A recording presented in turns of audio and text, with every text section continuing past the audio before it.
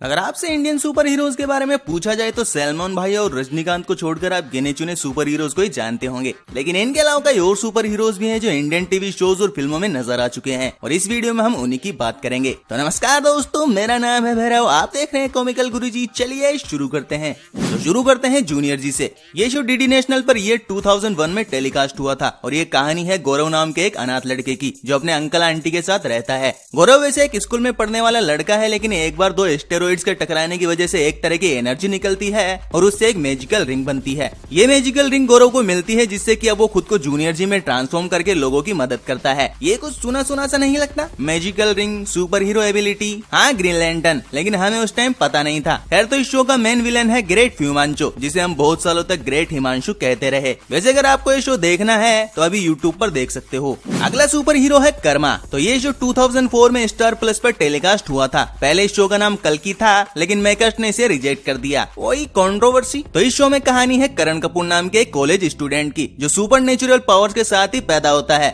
मतलब ओरिजिन का झंझट ही खत्म। हाँ, लेकिन बाद में हमें बताया जाता है कि उसे पावर 7 स्टार से मिलती है। अब करण को कॉलेज के कुछ लड़के मार देते हैं, लेकिन उसके दादाजी उसे फिर से जिंदा कर देते हैं और उसे पता चलता है अपना असली मकसद जो है इस शो के विलेन मार्केश को मारना, और कुछ ट्विस्ट एंड टर्न्स के बाद वो उसे मार भी देता है। वैसे सच बताऊं तो उस टाइम मुझे ये शो बड़ा स्टाइलिश लगता था। अब आते हैं आर्यमान पर। तो आर्यमान ब्रह्मांड का योद्धा डीडी नेशनल पर ये 2002 में टेलीकास्ट हुआ था। ये शो शक्तिमान के बाद में आता था और फिर लाइट चली जाती थी। तो इस शो में कहानी है आर्यमान की जो अर्थ से मिलियंस ऑफ लाइट ईयर दूर अरियाना नाम की गैलेक्सी में एक थार नाम के एम्पायर का प्रिंस है, जिसकी डेस्टिनी है यूनिवर्स को प्रोटेक्ट करना और अपने एम्पायर को उसकी सौतेली माँ से बचाना। एक तरह से अपना देसी स्टार वॉर्स है, क्योंकि ये शो स्टार वॉर्स से बहुत ज्यादा मिलता जुलता है। यहाँ तक कि इसके सस्ते वीएफएक्स और फाइटिंग टेक्निक्स तक स्टार वॉर्स से कॉपीड है। हाँ, लेकिन इसे इंडियन टच के साथ बनाया गया है। जैसे कि आर्यमान का जो वेपन है वो है तो स्टार वॉर्स के लाइट सेबर की कॉपी, लेकिन उसका नाम रख दिया चंद्रहास। चलता है, हमें उस टाइम कहाँ पता था। विकराल।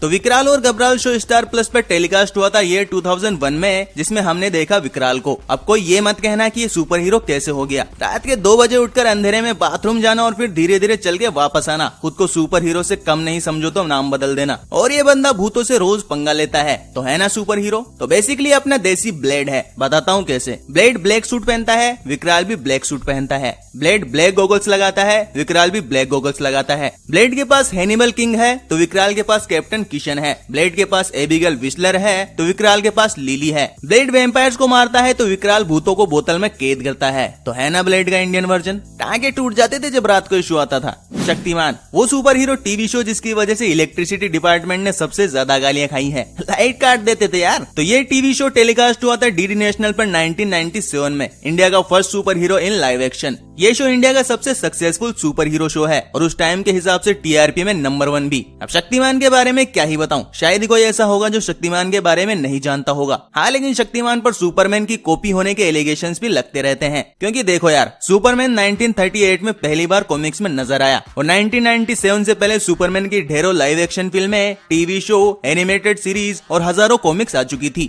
और जब शक्तिमान 1997 में आया और उसकी पावर्स, उसकी ड्यूअल आइडेंटिटी, उसकी वीकनेस और उसके लव इंटरेस्ट के बारे में पता चला तो वो ऑलमोस्ट सुपरमैन जैसे ही था। लेकिन हमें उस टाइम फर्क नहीं पड़ा और आज भी नहीं पड़ता।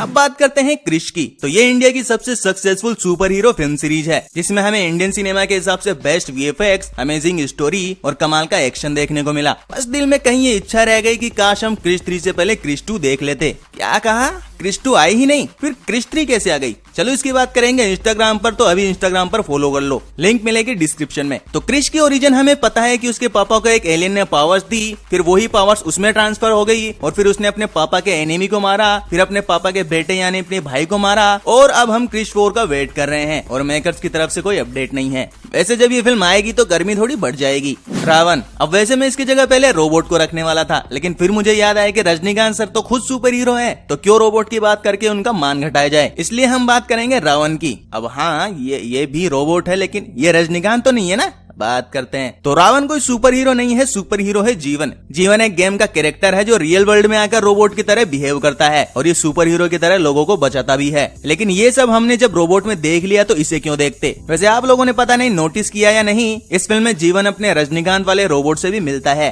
कैप्टन व्योम। ये TV show DD national per year 1998 में टेलीकास्ट हुआ था। ये सुपर हीरो और ये शो मुझे इसलिए पसंद है क्योंकि इस शो का कॉन्सेप्ट काफी कमाल का है। स्पेस मिशन तो कई फिल्मों और टीवी शोज में दिखाए जाते हैं, लेकिन इस शो की बात ही अलग है। तो कैप्टन व्योम एक सुपर सोल्जर है जिसे अपनी पावर्स और एबिलिटीज योग और ट्रेनिंग से मिली है। वर्ल्ड गवर्नमेंट कैप्टन व्योम को असाइन करती है कई अलग अलग स्पेस मिशन के लिए, जहां वो अपनी सुपर सोल्जर और सुपर जीनियस लोगों की टीम के साथ क्रिमिनल से डील करता है। तो ये है इंडियन सुपर हीरोज। मैंने इस लिस्ट में द्रोणा, चक्रा, बालवीर और हीरो जैसे सुपर हीरोज को नहीं रखा क्योंकि मैंने ये देखे ही नहीं है। जिस दिन देखूंगा उस दिन द्रोणा, चक्रा, बालवीर सबका डिटेल देगा रे तेरा भैरव। अब ये वीडियो अच्छा लगा ना, आपको अच्छी लगी तो ऐसे थोड़ा मार दीजिए हाथ, आप थोड़ा सा मार दीजिए, मार दीजिए ना थोड़ा सा। और इस वीडियो को 11 लोगों के साथ शेयर करोगे तो जल्दी ही अच्छी खबर मिलेगी। बाकी वीडियोस को लेकर या चैनल के बारे में कुछ कहना है तो कमेंट में लिखो, मैं पढ़ लूंगा।